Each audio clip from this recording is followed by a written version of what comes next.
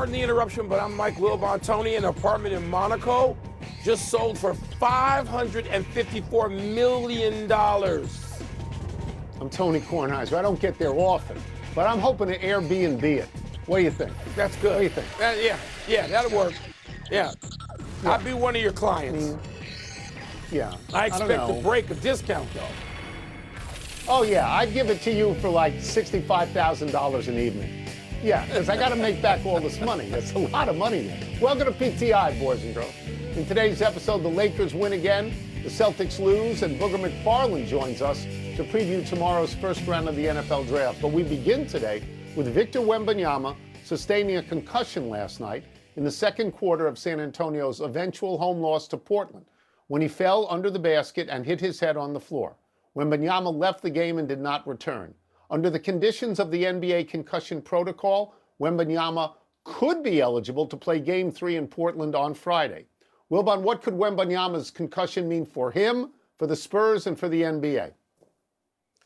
Tony, there's a worst-case scenario where he misses so much time in this series that San Antonio is so adversely affected they don't advance, and you're missing the most seductive character in the NBA today and world basketball today, and maybe all of sport in Victor Wembanyama, and you don't get to see that all spring, and that would mean doom for the team, the league, the network partners, everybody who wants to see this kid, this phenom. So that's the worst case scenario. I don't see any way. We don't know yet. I don't see any way he plays on Friday in Portland. We don't even know if he can fly there, if he'd be allowed. Sunday in Portland, don't know. But, San Antonio's got to rely on other players. They don't have much in the way of vets. They got De'Aaron Fox and Harrison Barnes, and away we go, a bunch of youngsters who could be shaky in a situation where they go to Portland, which is a particularly difficult place to play. And they got to win a game. They got to come back 2-2. They can't afford to go back to San Antonio down 3-1.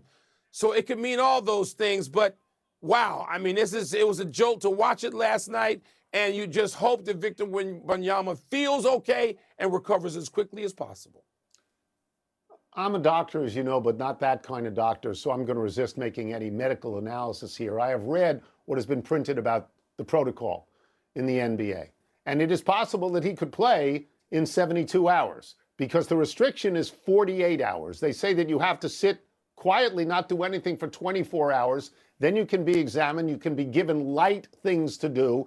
That's the 48-hour window, but there's no restriction after that if you are judged to be making progress. So it's conceivable to me by the letter of the law that he could play. But like you, I don't think he's going to play.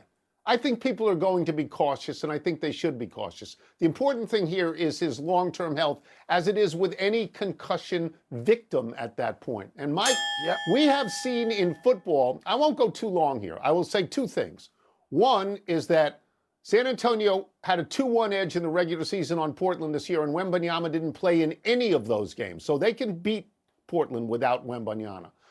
The second thing is we have seen in football people come back from concussions on a regular basis without a diminution of skill at all. We accept this in football. Basketball, we don't associate the word concussion with basketball. No. So it's a little more scary, I believe, because it happened in basketball. And again, what you worry most with Wembanyama is he's physically different than everybody else. How do you keep him healthy? So I think they'll be very cautious in this. I agree with you. I do too. I agree with you. But he's not going to get, hit as many times as a running back or a wide receiver or a tight end or a lineman coming back from a concussion. Right. So I'm hopeful, but that's cautiously hopeful. Right. It could just be an asterisk on his career. That's all it could be, an asterisk at the end of his career. This happened. Didn't matter. Yeah. Possible. Let's hope that that's it. Yeah. We did have other NBA playoff games of note last night. The Lakers are now up 2-0 on the Rockets, despite the absences of Luka Doncic and Austin Reeves. LeBron was out there reverse dunking on folk, and Marcus Smart had 25. In the East, Sixers rookie VJ Edgecombe dropped 30, grabbed 10 rebounds, and had one wink on the Celtics, offered them one to even that series at one game apiece. Tone, which result was the bigger deal? I think most people are going to say it's Philadelphia beating Boston. They beat Boston in Boston. by 14 points without Joel Embiid. I think people will say that. And it's such a reversal from the first game, the last game that they played with the exact same conditions, and Boston won by 32. But I'm going the other way, Mike. I'm going to say it's the Lakers beating the Rockets. I know in the first game they beat the Rockets without Kevin Durant. Kevin Durant was back for this game. He had 20 points in the first quarter. He shot 6 for 7. For 20 points in the first half, rather. He shot 6 for 7. He had a lousy second half, but he had 20 in the first half, and the Lakers won anyway. I didn't think the Lakers were going to beat the Rockets without Kevin Durant. So I certainly didn't think they were going to beat the Rockets with Kevin Durant.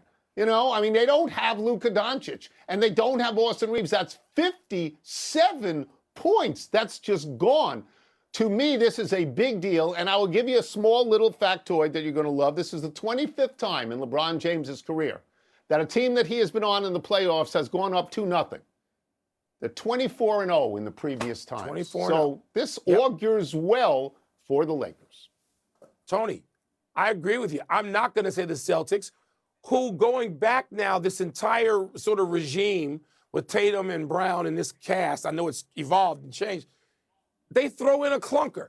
And the clunker's directly related to missed three-pointers. Wildly missed three-pointers, a great volume of missed three-pointers. They do this basically every series, but they win a lot of series.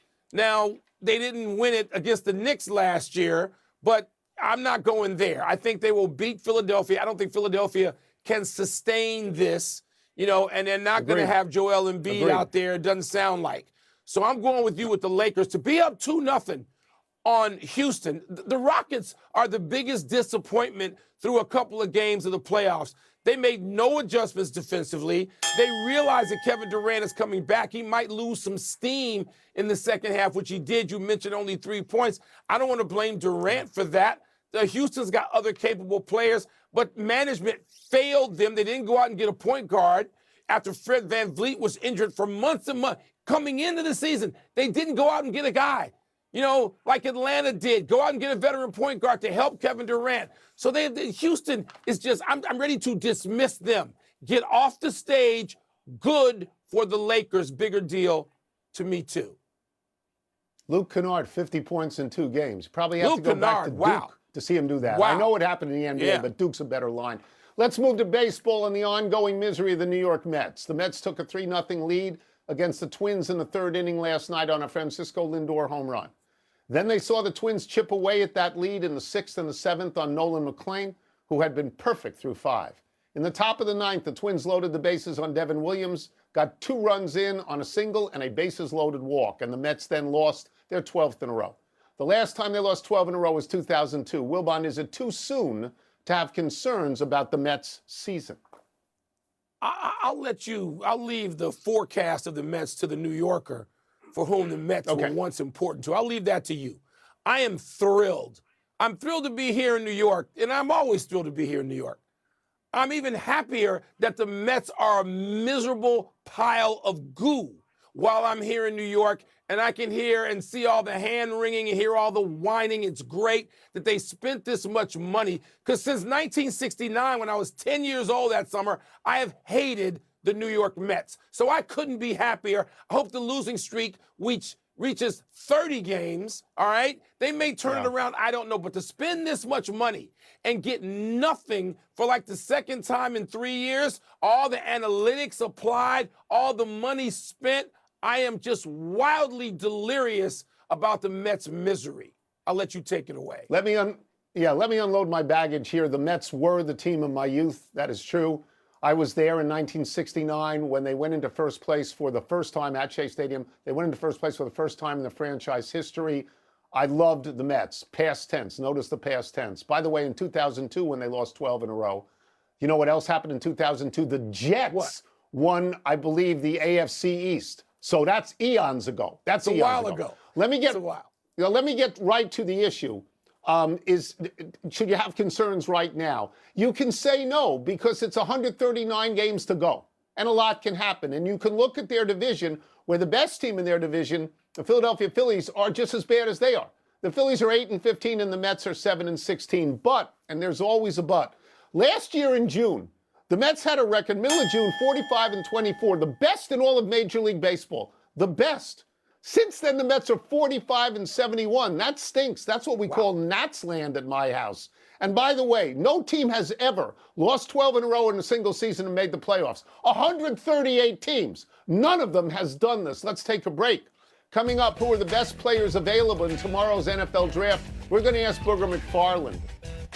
We'll also ask him to assess the overall quality of the draft field. Why did you drop the Mets in favor of the Nationals? I would never drop the Cubs in favor of anybody. Well, that's you. You're you and I'm me. I am stunned that that guy is still managing the Mets today. I'm stunned. He might not be thought he'd tomorrow. be out today. He might not be, and the GM's got to go too. 386. The NFL draft begins tomorrow, which makes it a perfect time for a visit from our great friend, a man who will be analyzing the picks on this very network, ESPN, NFL, and college football analyst, Booger McFarland. Booger, we're going to start with this. Wilbon, who has been studying mock drafts for months, as you know, says the overall quality of this draft has been questioned. You get paid to do this. Is that how you see it? Is Wilbon right? Yeah, you know, Mike is kind of looking at it from the treetops like a lot of people because they kind of look at the quarterback position as the barometer if the draft is any good. If you got a lot of quarterbacks, man, it's going to be a great draft. If you only have one or two quarterbacks, maybe the draft is lacking in talent. Here's what I'll say. There's only one quarterback that's a surefire first rounder. That's Fernando Mendoza. There's not a lot of star power.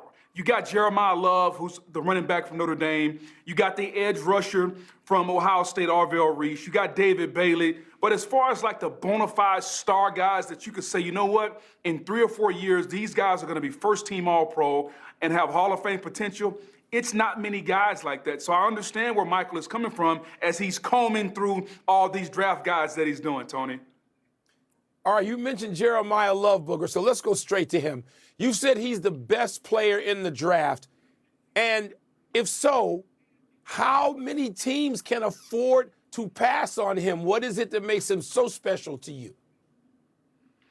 Well, I think if you were the Raiders and you hadn't taken Ashton Genty last year, maybe you would be so inclined to take Jeremiah Love this year. But since they took the running back number 6 overall last year, they're going to take the quarterback this year. What makes him so special is this. He's 2 players in one. You know, when you look at basketball, you want guys that are two-way players. They can play offense or defense, and they don't specialize. He is a running back and a receiver. You put him at running back, and you think about the guys like a Saquon Barkley, like Christian McCaffrey, like Jahmyr Gibbs. Like, he's that type of running back that can be explosive. You put him at receiver, he kind of looks like Jamar Chase out there at receiver, especially when he gets the ball in his hands. So you're getting 2 players in one. You're getting a guy, Mike, think about this. As you watch football, and you've been watching your Bears all these years, how many times when you watch a game have you seen a player that can go 90 yards? You know, there are a lot of guys that break a lot of long runs, make a lot of big plays, but they always get caught. This dude, Jeremiah Love, has legitimate 90-yard speed. Think about the play Notre Dame versus Indiana. He went 98 yards. Like, he's got a ton of runs over 40 yards. He is speed personified. I think he's the best player in the draft. And other than the Las Vegas Raiders, I wouldn't pass on him. Man, I wish my boys had a shot at him, but we don't. We're going to have to do some line play, and I want to ask you about the defensive side, whether it's edge rusher or defensive tackle. Who are the guys that stand out to you that tomorrow, early in the draft particularly, well, will be early in the draft, we should pay the most attention to? Well, I think it's that debate that's going to happen for the New York Jets at number 2. Do you want the bird in the hand? A guy like David Bailey, 14 and a half sacks last year. He did it at Texas Tech. He did it at Stanford. We've seen him rush the passer. That's the bird in the hand. Or do you want the 2 in the bush? And that's Arvell Reese, because the potential is sky high. I'm talking about a guy who's 6'4", 250 pounds. Think about this, Mike. He ran faster than some wideouts at the NFL Combine. And he's 250 pounds. But he's not a refined pass rusher. So you're betting on the upside. I don't know about you. I want the bird in the hand. I'll take the thing that's for sure now. I don't count on the 2 in the bush, because as I've learned over the years, when you go out there in the bush, those 2 might just fly away. So I'm going to take the bird in the hand, and I'm going to take David Bailey. He would be my pick at number 2 if I were the Jets. Let me just say this before we get you out of here. If it's the Jets, they'll do it wrong. They'll do it wrong. All right, last question. You got no mentioned faith Mendoza. in the Jets, man.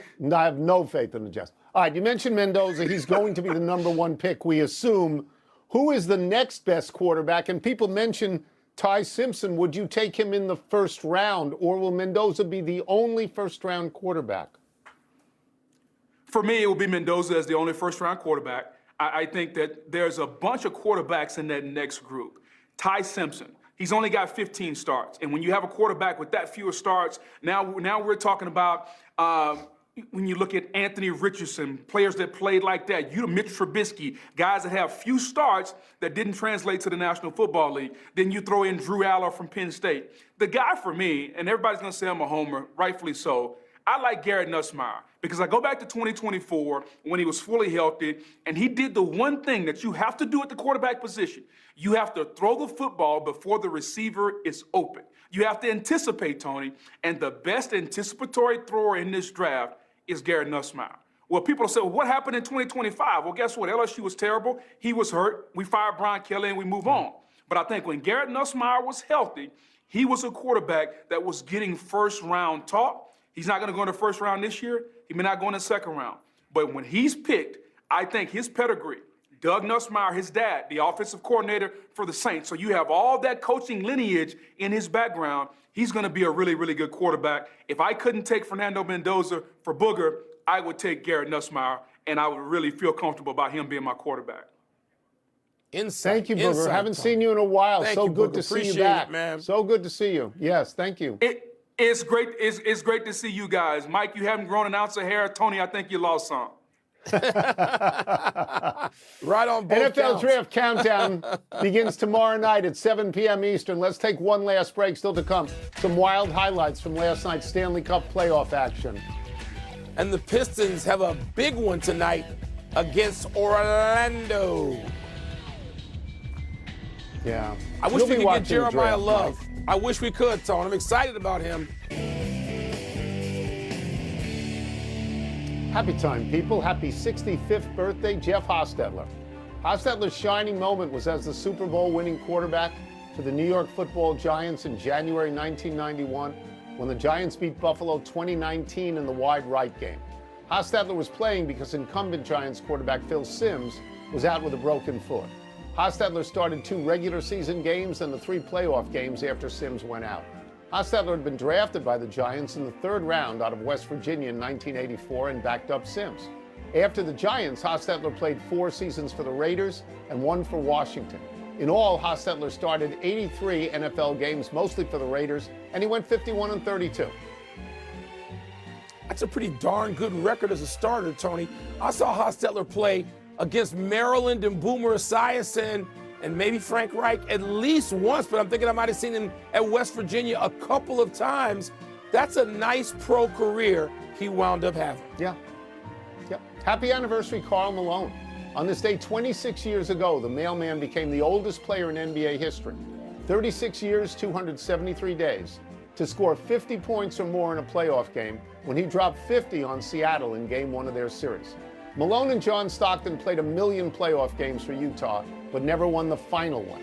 LeBron James, now 41, is playing in his 19th postseason, tying him with Malone and Stockton for the most in league history. LeBron's first season was Malone's last season. Malone played against both LeBron and Kareem Abdul-Jabbar, and those 3 players spanned 57 of the NBA's 77 years of existence. When he retired, Tony, Karl Malone invited the great David Dupree and me to come down to Louisiana and join him in retirement for hunting and fishing. And then he added the line that sort of prevented that trip when he said, listen, can't wait to have you guys bring some clothes you can get some blood on. Karl, thank you very much. We're going to just sort of pass on that one. We'll pass on that. Happy trails to a pane of glass in the Kings-Avs game. A penalty shot Avalanche goalie Scott Wedgwood in the second period of last night's game led a Colorado fan to pound the glass behind the Kings bench. The pane then shattered and poured down on Kings coach DJ Smith. Smith was okay, but the game was stopped for 19 minutes. The fan was moved, but not found to have done anything worthy of ejection. The Avalanche won in OT to take a 2-0 series lead. In other games last night, the Golden Knights lost in regulation for the first time under Torts, The Bruins beat the Sabres and the Lightning, even their series with the Canadiens, in a game that featured a huge right hook from Brandon Hagel to the jaw of Yuri Slavkovsky, with Hagel then giving the night-night gesture from the penalty box. Now, you can't go night-night. The guy was up at the count of like 1.5. Just let it go. You don't see the glass do that. That's very odd to see, by the way. Let's go to the big finish. Let's stay with hockey. Ducks-Oilers game 2 tonight. Do you like the Oilers again? No, the Oilers can never do anything the easy way. No, that series is going to be tied at 1 most likely. I'm rooting for the Oilers. Phillies put JT Realmuto on the IL with a lower back injury. Is that significant? Yeah, he's a terrific catcher, usually a clutch hitter, and they've lost 7 in a row. The Padres are tied with the Dodgers atop the NL West. They signed Lucas Giolito today. Can he help? It was 10-4 with a 3-4 run for the Red Sox last year. I would hope so. Dodgers-Padres, best rivalry in baseball now. Best. Shohei is on the mound against the Giants tonight. Are you intrigued? Of course I'm intrigued, but the game, why can't that game start at 6:45 in the East instead of 9:45 or 10? Come on. Last one, Magic Pistons, Suns Thunder tonight. Who you got? The Pistons will bounce back, and the Thunder, I believe, will stay undefeated despite the peskiness of the Suns. I'd go with both of them. We are out of time. We will try to do better the next time. I'm Tony Kornheiser. I'm Mike Wilbon. We're bumped by the draft until Monday, knuckleheads. And now, Kenny, Charles, Shaq, and Ernie, NBA tip-off. Changing your life. You love the